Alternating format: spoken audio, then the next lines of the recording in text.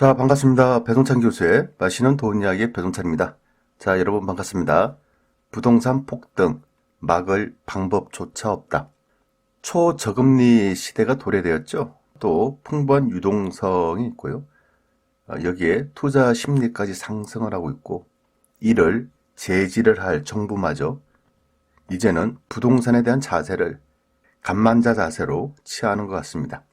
따라서 부동산은 앞으로 폭등의 시작이라고 봐야 할 것 같습니다. 갑자기 모든 것이 좀 무너진 느낌, 그런 느낌이 드는 것 같아요. 부동산이라는 것이 적당한 가격에 적당한 상승과 하락을 반복해야 되겠죠. 이러함에도 불구하고 갑자기 막 매덕이 올라간다든가 또 갑자기 몇천만 원이 떨어진다든가 이런 비정상적인 상승과 하락을 반복한다면 시장에서는 이것을 받아들이기가 굉장히 힘들게 되겠죠. 따라서 이를 정부의 적절한 규제 정책으로 인하여 좀 바로잡아 나가야 되지 않겠습니까? 그런데 정부는 이것을 제대로 잡지 못하는 것 같아요. 아무튼 이 가치와 가격이라는 말이 있는데요. 아담 스미스 등 18세기 경제학자들은 가치와 가격을 이렇게 구별을 합니다. 재화의 가치라는 것은 사용 가치를 의미하고 재화의 가격이라는 것은 교환 가치를 의미한다는 것이죠. 그런데 이 논리 또한 모순점이 있어요. 예를 든다면 다이아몬드 같은 경우에는 사용 가치가 다이아몬드는 전혀 없지 않습니까? 이 다이아몬드를 가지고 우리가 먹는 것도 아니고 그렇잖아요. 근데 다이아몬드는 사용 가치는 없어요. 다만 교환 가치는 훌륭하다는 거죠. 대단하다는 거죠. 근데 물에 대해서는 사용 가치는 굉장히 좋아요. 물이 없으면 살 수가 없지 않습니까? 따라서 물에 대한 사용 가치는 대단하다. 하지만 물을 교환 가치로는 생각을 안 한다는 얘기죠.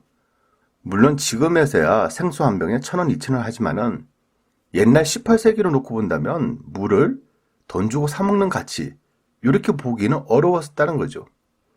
이를 물과 다이아몬드의 역설이라고 합니다.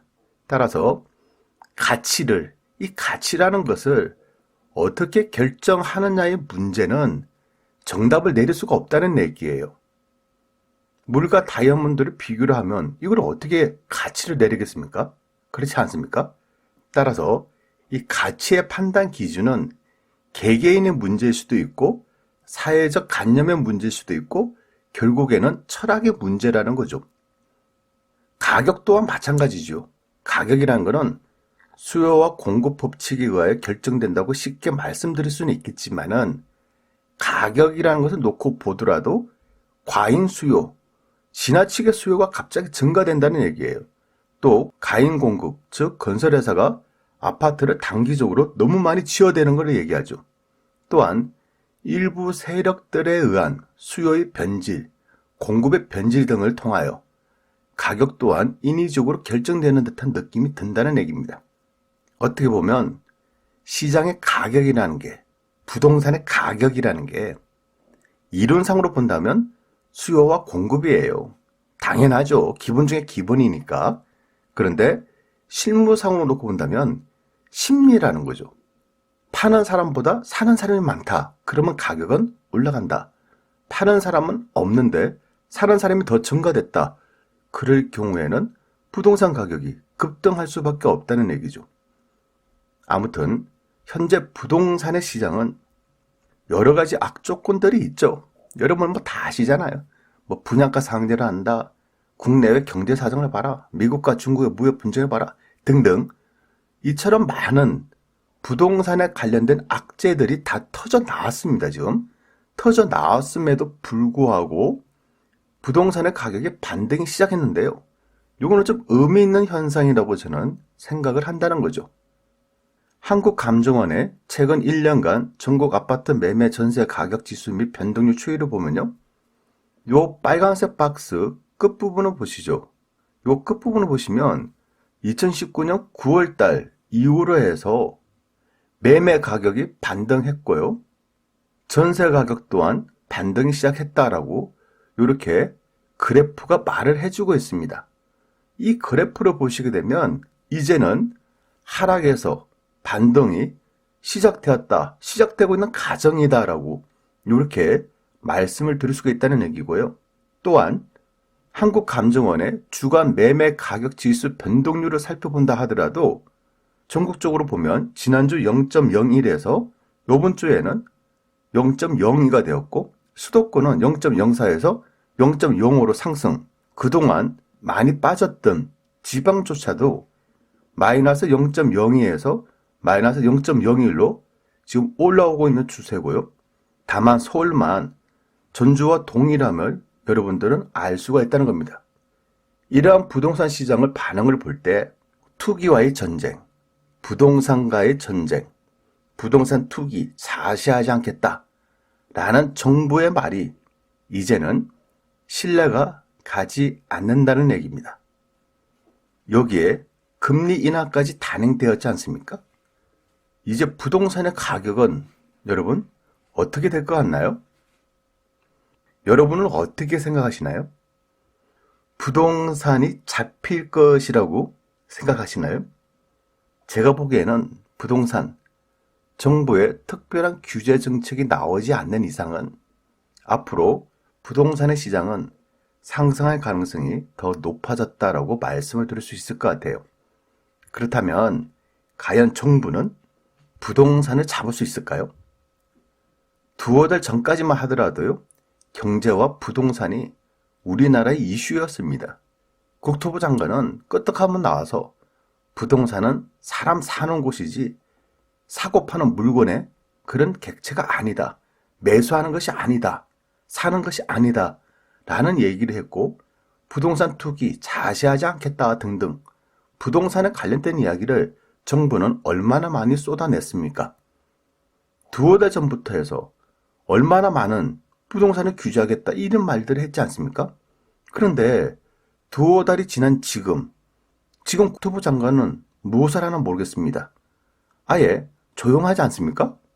언론에 나오지도 않고 있습니다, 이제는. 그렇지가 않나요?